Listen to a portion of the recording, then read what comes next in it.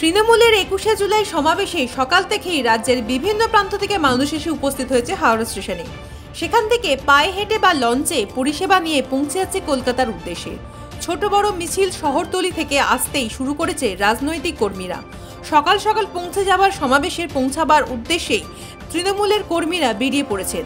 পাশাপাশি রাজ্যের মুখ্যমন্ত্রী মমতা বন্দ্যোপাধ্যায় 2026-এর আগে কর্মীদের কী বার্তা দেন এবং সমাবেশের নতুন কিছু পাওয়ার আশার কর্মীরা উদ্গ্রীব হয়ে রয়েছেন।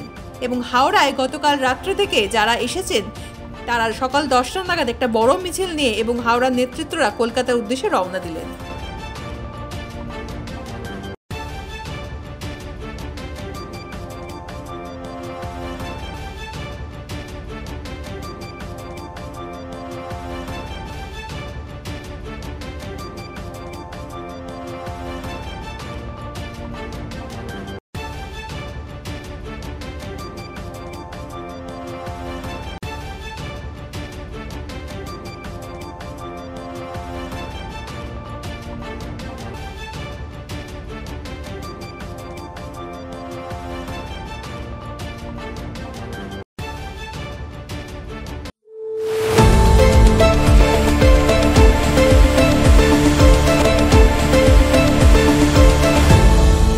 আপনারা দেখছেন এই বেলা বাংলা, শিরোনামে সবার আগে।